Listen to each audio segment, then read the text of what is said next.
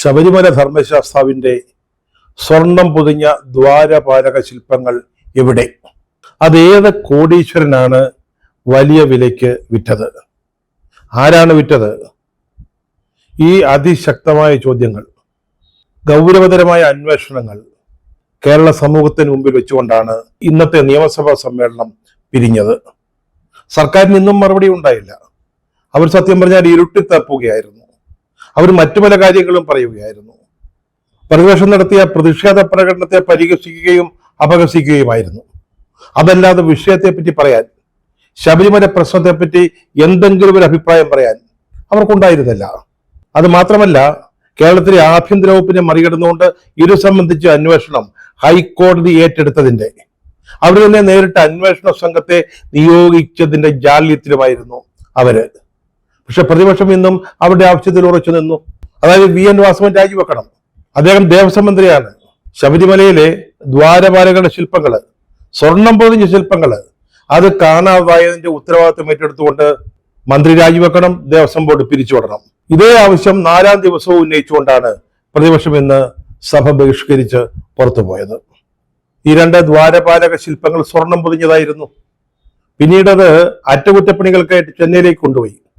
അഴിച്ചുമാറ്റിയത് സ്വർണ്ണപ്പാളികളാ, പക്ഷെ ചെന്നൈയിൽ എത്തിച്ചത് ചെമ്പുപാളികളായിരുന്നു. ഇവിടുന്ന് അഴിച്ചതും ചെമ്പുപാളികളാണെന്നാണ് ശബരിമല ദേവസ്വവുമായി ബന്ധപ്പെട്ട ഉദ്യോഗസ്ഥന്മാർ പറയുന്നത്. ചെന്നൈയിലെത്തിയപ്പോൾ ചെമ്പുപാളികളായിരുന്നു അവരും പറയുന്നു. അപ്പൊ ഈ സ്വർണ്ണപ്പാളികൾ എവിടെ പോയി?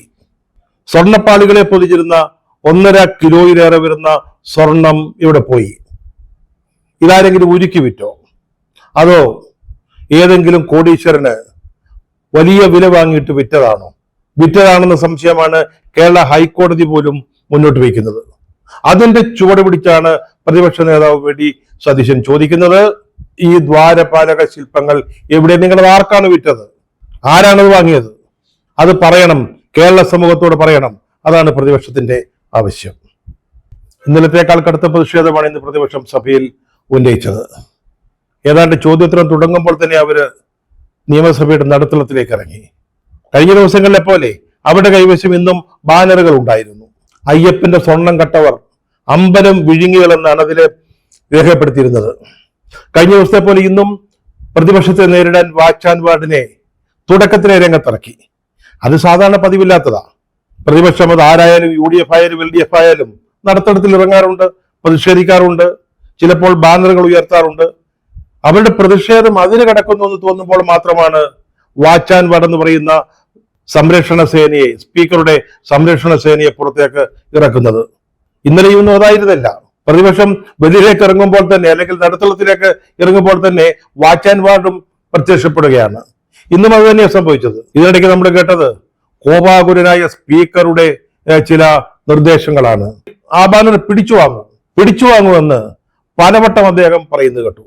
അദ്ദേഹത്തിന്റെ ഇന്നത്തെ ഏറ്റവും വലിയ ശത്രു ഈ ബാനറായിരുന്നു. ഈ ബാനർ അദ്ദേഹത്തെ വല്ലാതെ കോപാകുലരാക്കുന്നുണ്ടായിരുന്നു. അതുകൊണ്ടാണത് പിടിച്ചു വാങ്ങാനായിട്ട് പറയുന്നത്. 2 ബാനറുകളാണ് പ്രതിപക്ഷത്തിന്റെ കൈവശം ഉണ്ടായിരുന്നത്.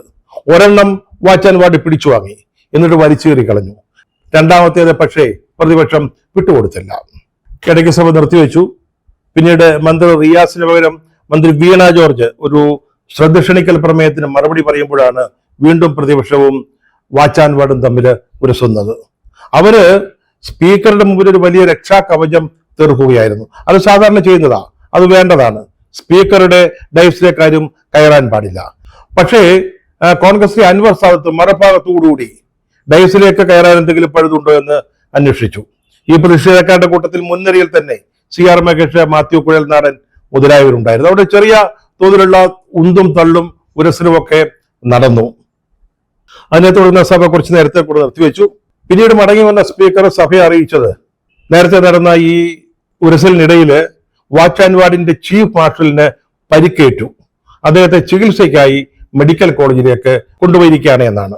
അതിന്റെ അർത്ഥം എന്താണ്? ചീഫ് മാർഷലിനെ പ്രതിപക്ഷാംഗങ്ങൾ കയ്യേറ്റം ചെയ്തു, അല്ലെങ്കിൽ കയ്യേറ്റം ചെയ്യാൻ ശ്രമിച്ചു എന്നാണല്ലോ. അല്ലാതെ വെറുതെ നിൽക്കുന്ന ഒരാളിന് പരിക്ക് പറ്റുകയില്ലല്ലോ. തൊട്ടടുത്ത് ജനറൽ ആശുപത്രി ഉണ്ടായിട്ടും മെഡിക്കൽ കോളേജിലേക്കാണ് കൊണ്ടുപോയത്. അതുകൊണ്ട് അദ്ദേഹത്തിന് എന്തെങ്കിലും ഗുരുതരമായ പരിക്കുകൾ പറ്റിയിട്ടുണ്ടോ എന്ന് അറിഞ്ഞുകൂടാ. അക്കാര്യം സ്പീക്കർ സഭയിലോട്ട് വെളിപ്പെടുത്തിയതുമില്ല. ശബരിമല അയ്യപ്പന്റെ സ്വർണം കട്ടുവെന്നുള്ളത് അത്ര നിസ്സാരമായ കാര്യമൊന്നുമല്ല. അത് സഭയിൽ ശക്തമായ പ്രതിഷേധം ഉയർത്താൻ പോകുന്ന കാരണം തന്നെയാണ്. 2018 ആചാര സംരക്ഷണ വിശ്വാസ സംരക്ഷണ പോരാട്ടം NSS ഒക്കെ നേതൃത്വം കൊടുത്ത് നടത്തിയതാണ്. അന്ന് ആ സമരത്തിന്റെ മുൻനിരയിലുണ്ടായിരുന്ന NSSനെ കൂടെ സഹകരിപ്പിച്ചുകൊണ്ട് പമ്പയില് ആഗോള അയ്യപ്പ സംഗമം നടത്താൻ സാധിച്ചു എന്ന വിജയ ഗർവിലായിരുന്നു ഭരണമുന്നണി അല്ലെങ്കിൽ സർക്കാർ. വലിയ പ്രതീക്ഷകൾ അത് അവർക്ക് കൊടുത്തിരുന്നു. അതിൻ്റെയൊക്കെ അടിയിൽ കത്തി വെച്ചുകൊണ്ടാണ് അയ്യപ്പ ശാപം എന്നോണം അയ്യപ്പന്റെ സ്വർണം കട്ടു എന്ന വസ്തുത പുറത്തേക്ക് വരുന്നത്. ഈ കവർച്ചയെക്കുറിച്ചുള്ള വിശദാംശങ്ങൾ ജനങ്ങളുടെ മുമ്പിലേക്ക് എത്തുന്നത്. അത് പ്രതിപക്ഷം സഭയിൽ ഉന്നയിക്കും, ഉയർത്തിപ്പിടിക്കും, അതിന്റെ പേരിൽ ശബ്ദമുയർത്തും. പറഞ്ഞല്ലോ, വളരെ വൈകാരികമായ പ്രശ്നമാണ്.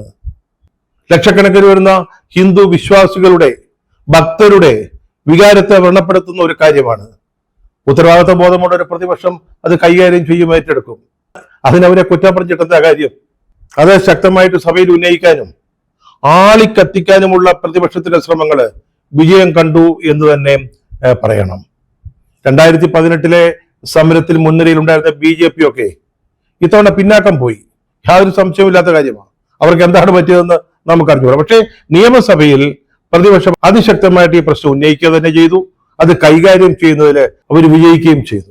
പറഞ്ഞല്ലോ, 4ാമത്തെ ദിവസമായി ഇന്നും അവർ സഭാ നടപടികളുമായി സഹകരിച്ചില്ല. അവസാനം സഭ ബഹിഷ്കരിച്ചു. പുറത്ത് പ്രതിഷേധ പ്രകടനം നടത്തിയതിനു ശേഷം മടങ്ങിപ്പോവുകയും ചെയ്തു. സത്യം പറഞ്ഞാൽ ഈ അടിയന്തര പ്രമേയം എന്ന കെണിയിൽ വീണുപോകാതിരുന്നതാണ് പ്രതിപക്ഷത്തിനുണ്ടായ ഏറ്റവും പ്രധാനപ്പെട്ട വിജയം.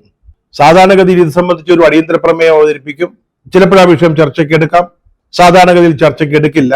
19-ാം തീയതി തിരുവഞ്ചൂർ രാധാകൃഷ്ണൻ ഇത് സംബന്ധിച്ച അടിയന്തര പ്രമേയത്തിന് നോട്ടീസ് കൊടുത്തിരുന്നതാ. പക്ഷെ പരിഗണിക്കാൻ സർക്കാർ തയ്യാറായില്ല.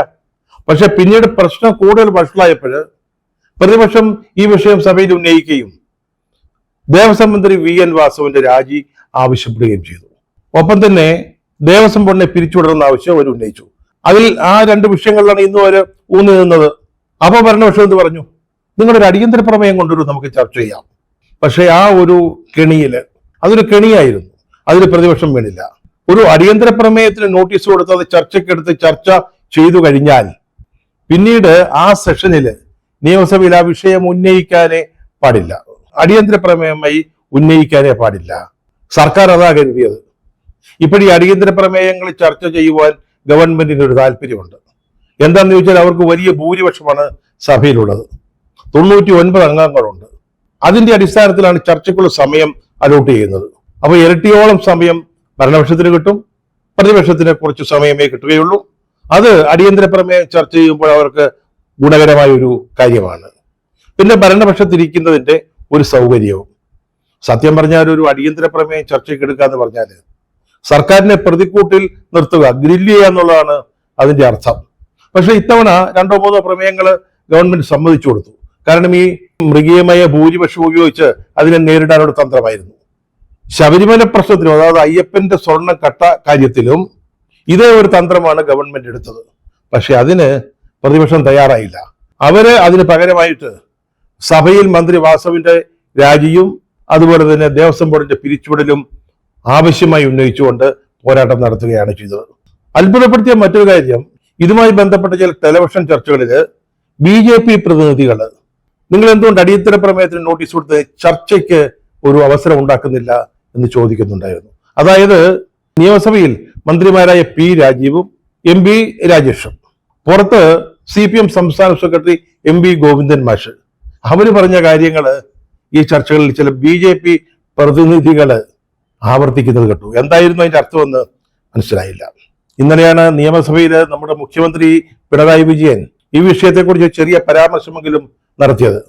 പക്ഷെ അദ്ദേഹം അവിടെ സംസാരിക്കുമ്പോൾ ഒരു പ്രതിപക്ഷ അംഗത്തെ ബോഡി ഷെയ്മിങ്, ദേഹ നിന്ദയ്ക്ക് വിധേയനാക്കി.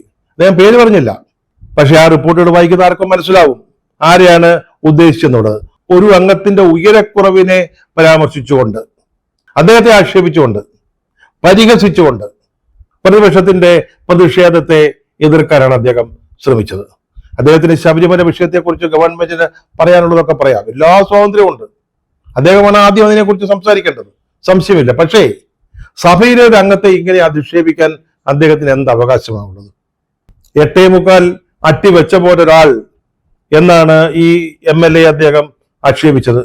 അത് കണ്ണൂരിലെ ഉയരം കുറഞ്ഞ ആളുകളെ പരിഹസിക്കാൻ ഉപയോഗിക്കുന്ന ഒരു പദപ്രയോഗമാണ്. അതൊക്കെ സഭയിൽ കൊണ്ടുവരാമോ?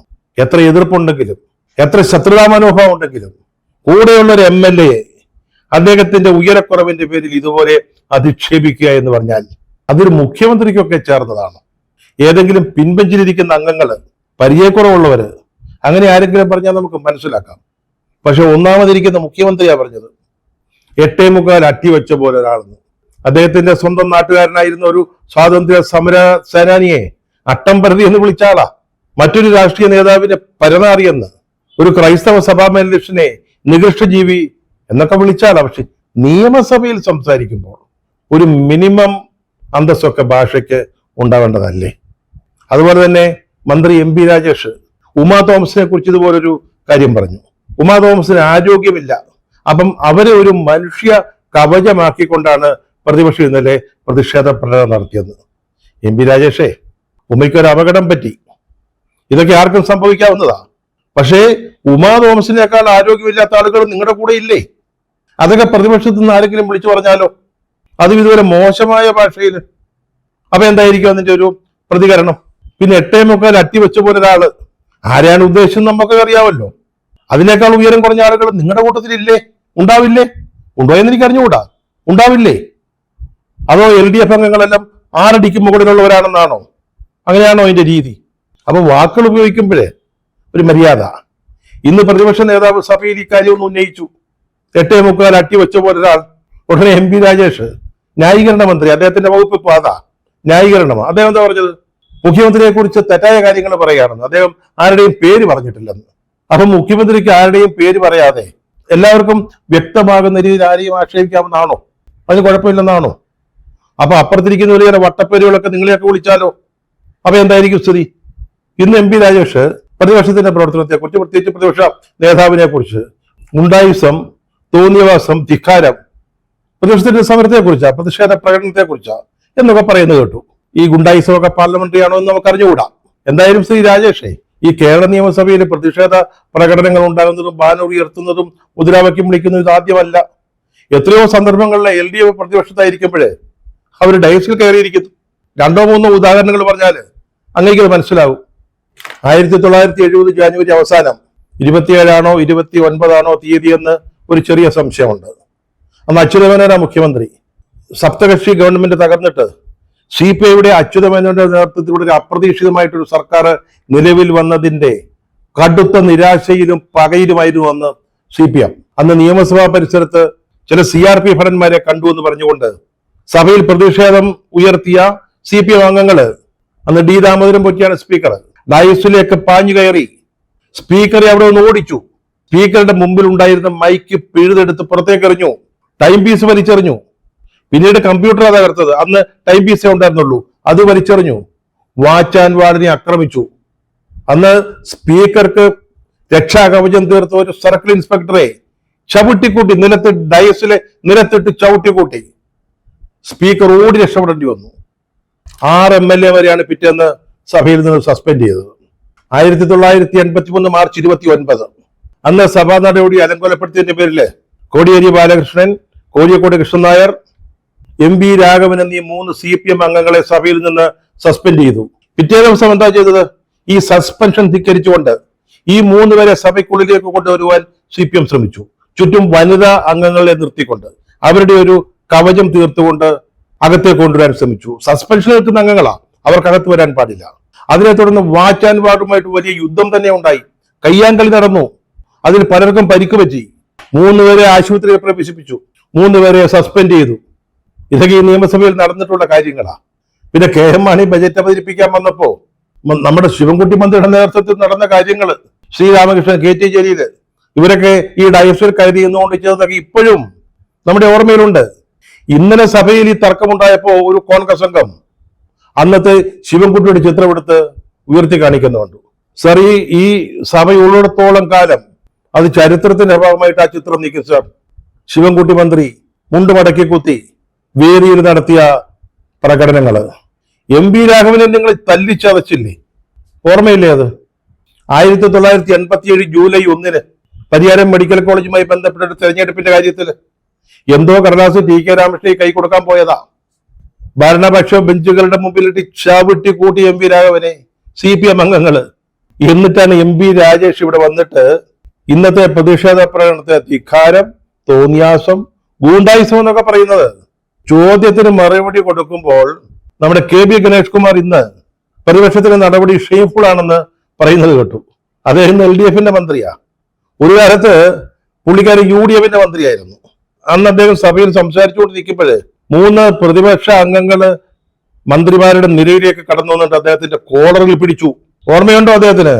അതിന്റെ പേരിൽ രാജു എബ്രഹാം, MP ജയരാജൻ, PS സുബാൽ എന്നിവരെ സസ്പെൻഡ് ചെയ്തു.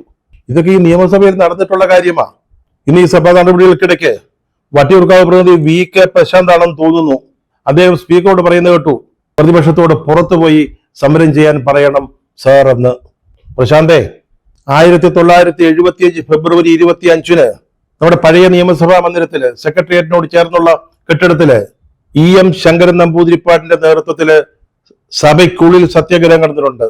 പിറ്റേ ദിവസം സഭ സമ്മേളിക്കുമ്പോഴും സത്യാഗ്രഹം തുടരുകയായിരുന്നു. 30 മണിക്കൂർ നീണ്ട സത്യാഗ്രഹം. ഇതൊക്കെ ചരിത്രമാണ്. നിങ്ങൾക്ക് ഇതെല്ലാം ആവാം. പ്രതിപക്ഷം അല്ലെങ്കിൽ UDF, കോൺഗ്രസ്സുകാരോ ലീഗോ കേരള കോൺഗ്രസ് ജെ ഒക്കെ ഇത് ചെയ്താൽ നിങ്ങൾക്ക് വലിയ പാതകമാവും. ജനാധിപത്യത്തിന്റെ കടക്കൽ കത്തിവയ്ക്കുന്ന സംഭവങ്ങളായിട്ടങ്ങ് മാറും. നിയമസഭയിൽ ഇതുപോലെ അക്രമാസക്തമായ സംഭവങ്ങൾക്ക് നേതൃത്വം കൊടുത്തൊരു പാർട്ടി CPM അല്ലാതെ വേറെ മറ്റുള്ളവരും ചെയ്തിട്ടുണ്ട്. പക്ഷെ ആ കാര്യത്തിൽ CPM-നെ തോൽപ്പിക്കാൻ ആരുമില്ല. നമ്മുടെ കേരള നിയമസഭയുടെ ചരിത്രം എടുത്താൽ അതാ വസ്തുത, മറക്കരുത്. ഇപ്പൊ ഈ പ്രസംഗങ്ങളൊക്കെ എല്ലാവരും ലൈവായിട്ട് സഭാ TV-ലൊക്കെ കാണുക, പത്രത്തിൽ വരുന്നത് മാത്രമല്ല. അപ്പൊ ആളുകൾ ഇതൊക്കെ ഓർക്കും ഇങ്ങനെ ഓരോന്ന് പറയുമ്പോൾ. നേരത്തെ സൂചിപ്പിച്ചല്ലോ, സഭ തുടങ്ങുമ്പോൾ തന്നെ നമ്മുടെ സ്പീക്കർ ബാനറുകൾ പിടിച്ചു വാങ്ങൂ എന്നൊക്കെ വളരെ കോപാകുലനായി പറയുന്നത് കേട്ടു. സ്പീക്കർ സാബ് സംശയം ചോദിക്കുക, അവകാശലംഘനമായിട്ടൊന്നും കരുതിക്കളയരുത്. പ്രതിപക്ഷം ഉയർത്തിയ 2 ബാനറുകളിൽ ഒന്ന് വാച്ച് ആൻഡ് വാർഡ് പിടിച്ചു വാങ്ങി കീറിക്കളഞ്ഞാൽ ശബരിമലയിലെ സ്വർണം കട്ടത് സംബന്ധിച്ചുള്ള ആരോപണം ഇല്ലാതാകുമോ? ഇരുട്ടുകൊണ്ട് നമുക്ക് ഓട്ട അടയ്ക്കാൻ സാധിക്കുമോ സ്പീക്കർ സാബ്?